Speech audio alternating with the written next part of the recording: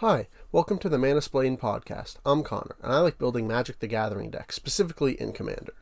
The reason I'm making this is because I need an outlet to talk about this. I don't have a lot of friends that play Magic, so I thought this would be a good way to be able to talk about Magic, and maybe other people will find this interesting. So what I'll be doing in this series is building a Commander deck for every Commander ever, starting with the first ever Commander printed in Legends, and working my way up, even though I'll never catch up. The reason I want to do this is because I want to try building Commander decks in colors I don't tend to build in, and in color combinations as well.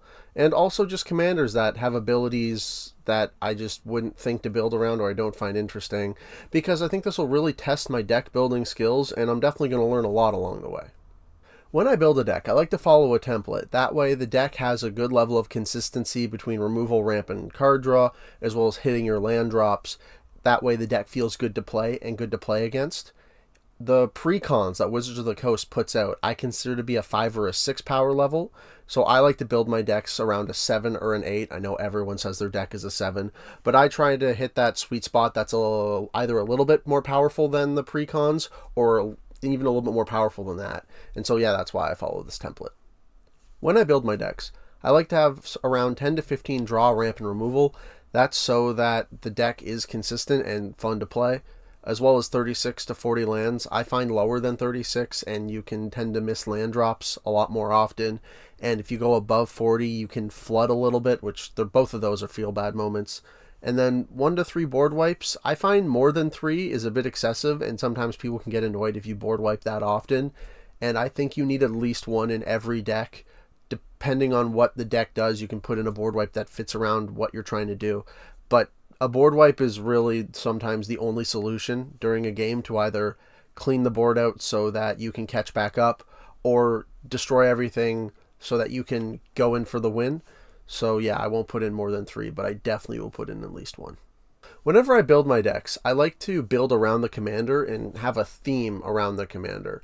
And then that's why I'll run so many 20 to 35 cards that fit that theme, as well as a sub-theme that supports what the commander's trying to do or what the theme's trying to do.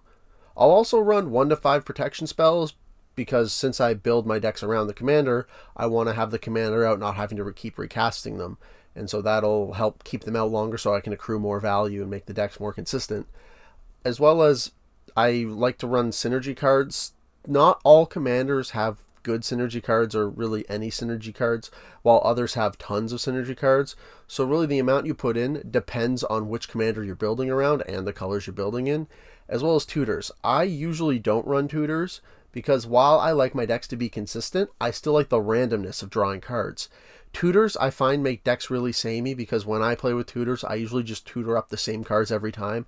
That might be an issue with my play pattern, but maybe I just don't play with tutors well, so I tend to not run them. But sometimes in some decks, there are key cards that you'll need to do a specific strategy, or find a very specific card that meshes with the commander. So in rare occasions, I'll run a tutor.